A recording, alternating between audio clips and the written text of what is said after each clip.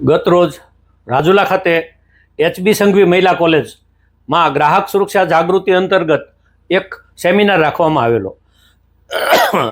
જે સેમિનારમાં ગ્રાહક સુરક્ષાના પ્રમુખ તરીકે અમો તથા ગ્રાહક સુરક્ષા સભ્ય શ્રી પાંધી સર તથા શ્રી આકાશભાઈ પંડ્યા સાથે રાજુલાના ચેમ્બર ઓફ કોમર્સના પ્રમુખ ગૌરાંગભાઈ મહેતા, કેમ્પસ ડાયરેક્ટર રવિભાઈ વ્યાસ, secretary બાલકૃષ્ણભાઈ Trivedi, campus director doctor જિગ્નેશભાઈ વાજા અને વિશ્વ હિન્દુ પરિષદના પ્રમુખ શ્રી યુવરાજભાઈ ચાંદુ તથા ગ્રાહક સુરક્ષા સમિતિ નિમેશભાઈ ઠાકર તથા મહેશભાઈ ઈરાણી વગેરેએ હાજરી આપેલી.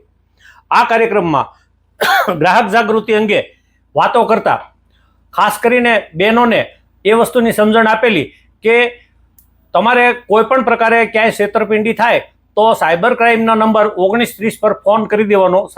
1930 નંબર છે એ તમારે કાયમ માટે સેવ રાખવાનો. અને બીજો નંબર છે ગ્રાહક સુરક્ષામાં ફરિયાદ કરવા માટેનો, એ નંબર છે 1915.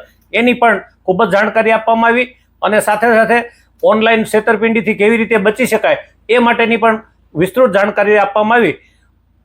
સંસ્થાના પ્રિન્સિપાલ શ્રી રીટાબેન પણ ખૂબ સરસ આયોજન કર્યું હતું અને કાર્યક્રમ ખૂબ સરસ વાતાવરણમાં સંપન્ન કરવામાં આવ્યો. અંતમાં બધી બહેનોને અમો સંસ્થાએ તૈયાર કરેલી ગ્રાહક જાગૃતિ અંગેની પત્રિકાઓનું વિતરણ કરવામાં આવેલું. નમસ્કાર. ગતરોજ સાવરકુંડલા ગ્રાહક સુરક્ષા મંડળ દ્વારા અમારી ટીમ ગ્રાહક સુરક્ષા પ્રમુખ શ્રી રમેશભાઈ ઈરાણી સાહેબ,